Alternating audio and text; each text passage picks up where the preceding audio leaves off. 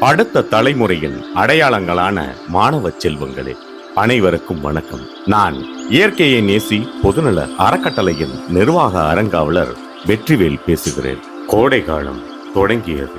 காலநிலை மாற்றத்தால் வருடா வருடம் கோடை வெயிலின் தாக்கம் அதிகரித்துக் கொண்டேதான் இருக்கிறது.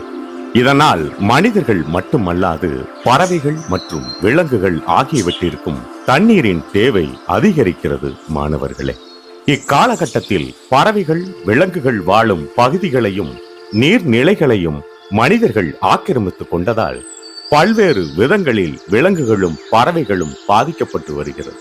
விவசாயிகளிடமிருந்து பல்வேறு காரணங்களால் சிறு தானியங்களின் விளைச்சல்களும் குறைந்து போனது. தற்போது விலங்குகள் பறவைகள் உணவுக்காகவும் தண்ணீருக்காகவும் தேடி அலையும் நிலை உருவாகியுள்ளது. மாணவ கண்மணிகளே, வெயிலின் தாக்கம் கடந்த வருடங்களில் இல்லாத அளவிற்கு இந்த முறை அதிகரித்துள்ளது. அதிகப்படியான வெப்பத்தாலும் தண்ணீரின் தாகத்தாலும் சில நேரங்களில் பறவைகளின் உயிரிழப்பிற்கும் காரணமாகிறது.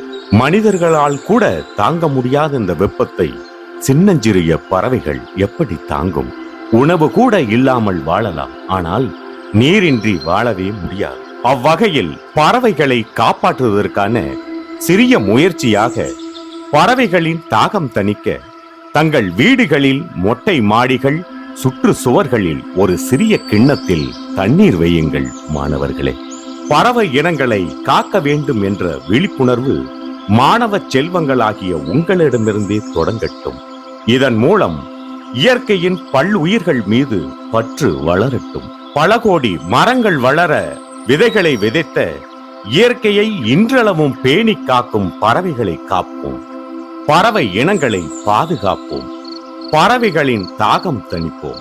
பறவை இனங்களை பாதுகாக்க கரம் கோர்ப்போம். அடுத்த தலைமுறையின் அடையாளங்களே, இயற்கையை நேசிப்போம்.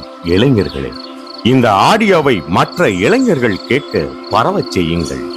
பறவை இனங்களை காக்க இளைஞர்களே ஒன்று கூடுங்கள். நன்றி, வணக்கம்.